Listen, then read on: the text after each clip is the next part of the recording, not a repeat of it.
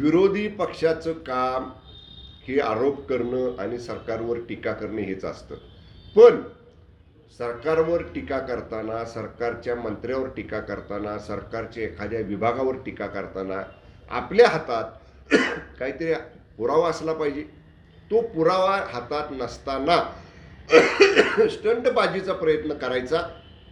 एखाद्या अधिकाऱ्याच्या कार्यालयामध्ये जायचं, तिथं माध्यमांच्या प्रतिनिधींना बोलवायचं आणि स्टंटबाजीचा एक प्रकार आहे. याच्यापेक्षा वेगळं आम्ही त्याच्याकडे पाहत नाही. तरीसुद्धा माध्यमांसमोर आलाय म्हटल्यानंतर त्यांनी जर लिखित तक्रार दिली असेल आमच्या अधीक्षकांकडं किंवा जी काही यादीवर त्यांनी सही करून जर समजा दिली असेल, कारण उद्या दिली म्हणणार ही यादी आम्ही दिलीच नाही, ह्याच्यावर आमची सहीच नाही, तर ते सुद्धा मी आमच्या आयुक्तांना सांगितले तपासून घ्या. ती जर यादी त्याने अधिकृत दिली असेल, खरं ते अधिकृत मानायला हरकत नाही कारण माध्यमांच्या समोर दिलेली आहे, पण उद्या ते काय म्हणतील माध्यमांच्या समोर दिलेली यादी वेगळी होती, ही यादी वेगळी आहे. त्यामुळं या सगळ्या त्याच्यातल्या कायदेशीर बाबी आहेत त्या तपासून आमची कसल्याही चौकशी करायला आम्ही तयार आहोत. मी आजच सांगितलेलं आहे, आजूबाजूच्या जिल्ह्यातले फ्लाईंग स्क्वॉड बोलवा आणि या सगळ्या पब असतील, बार असतील, परमिट रूमची लायसन्स असणारे रेस्टॉरंट्स असतील, या सगळ्यांची कडक तपासणी आजच्या आज सुरू करायचे आदेश मी राज्य उत्पादन शुल्क विभागाच्या आयुक्तांना दिलेले आहेत. दंगेकर एवढं पण म्हणतायत की जी कारवाई आहे ती येत्या 2-3 दिवसात जर हे काही झालं नाही तर आम्ही आंदोलन कार्यालयात. दंगेकर म्हणतायत त्याच्यापेक्षा मी सांगितलं ना, त्याची सत्यता असत्यता काही जरी असली तरी मी ते सांगितल्याच्या अगोदरच मी आमच्या आयुक्तांना आज सांगितलेलं आहे की तुम्ही पुणे जिल्ह्यातले फ्लाईंग स्क्वॉड तर अलर्ट कराच, पण तुम्हाला समजा रेस्टॉरंट जास्त आहेत, पब जास्त आहेत, बार जास्त आहेत आणि फ्लाईंग स्क्वॉडची संख्या कमी आहे तर सातारचे पुल ऑन करा, शेजारच्या नगरचे पुल ऑन करा, पलीकडचे सोलापूरचे पुल ऑन करा. मी एवढंही त्यांना सांगितलेलं की लागणारा स्टाफ शेजारच्या जिल्ह्यातनं पुल ऑन करा आणि आजपासून कडक तपासणीची मोहीम आमच्या विभागामार्फत सुरू करण्यात येईल. साहेब, लोकसभेच्या निवडणुकीचे मतदान झालं, 4 तारखेला निकाल आहे, मात्र विधानसभेच्या निवडणुका येत्या काही महिन्यात पुढे आहेत आणि त्याच धर्तीवर किंवा त्याच पार्श्वभूमीवर सरकारची प्रतिमा कुठेतरी मलिन करण्याचा किंवा लोकांमध्ये संभ्रम निर्माण करण्याचा प्रयत्न हा आहे असं आपल्याला वाटतंय. मी मगाशी देखील सांगितलं, विरोधी पक्षाचं काम ही टीका करणं, सरकारची प्रतिमा खराब करणं, सरकारच्या मंत्र्यांची प्रतिमा खराब करणं हे विरोधी पक्षाचं काम असतं. त्यामुळे त्यांचं काम त्यांनी करू द्या. आम्ही जर कर नाही त्याला डर काय, आम्ही जर काय चुकीचं केलेलंच नाही, उलट मी सांगतोय ना जबाबदारीनं, पाठीमागची आकडेवारी सुद्धा मी त्यांच्याही समोर ठेवायला तयार आहे आणि माध्यमांच्या समोरही ठेवायला तयार आहे. पाठीमागच्या कालावधीमध्ये किती कारवाई झाल्या आणि मी या विभागाचा पदभार स्वीकारल्यानंतर किती कारवाई झाल्या, आकडेवारीचं तुलनात्मक माहिती ठेवाय मी जबाबदारीनं सांगतोय. किमान कारवाया दुप्पट केलेल्या आहेत.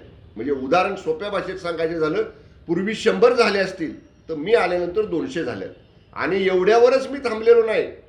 मी खरं हे आचारसंहिता असल्यामुळं बोलणं योग्य नाही, पण पूर्ण रिऑर्गनायझेशन माझ्या विभागाचं आचारसंहिता संपल्या आम्ही करतोय. आम्ही फ्लाईंग स्क्वॉडची संख्या वाढवतोय, चेकपोस्टची संख्या वाढवतोय, जेणेकरून अवैध मद्य तस्करी असेल, अशा पद्धतीचं रेस्टॉरंट्स, पब, बार्समध्ये होणारे गैरव्यवहार असतील, विशेषतः अल्पवयीन मुलांना तिथं सेवा दिली जात असेल, या सगळ्या बाबतीत माझ्या विभागाचं रिऑर्गनायझेशन आचारसंहिता संपल्या आम्ही करणार आहे.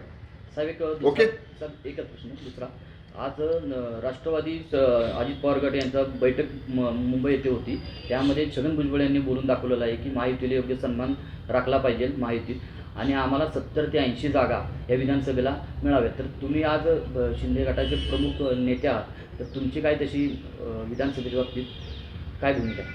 नाही, आता नुकतेच मतदान संपलंय महाराष्ट्रातलं, 4 तारखेला निकाल लागतील.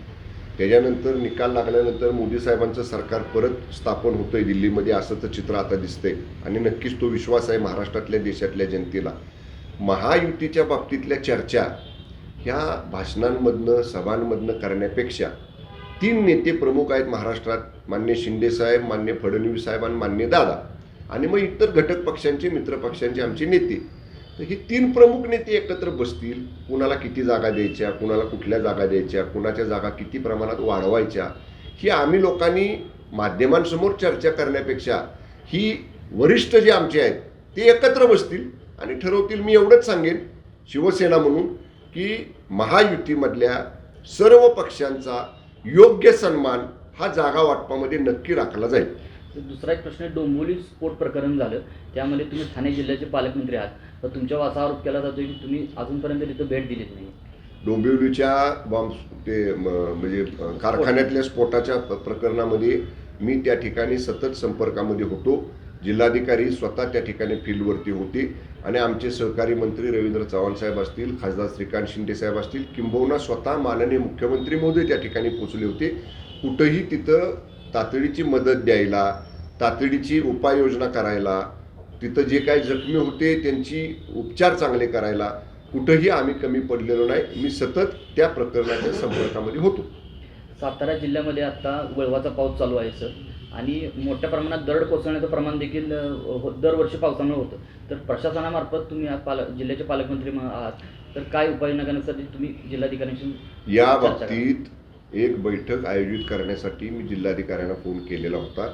जिल्हाधिकाऱ्यांचं म्हणणं असं आलं की आम्ही तुमचं पत्र आल्यानंतर निवडणूक आयोगाकडं अशा पद्धतीची बैठक आयोजित करायसाठी परवानगी मागितलेली आहे.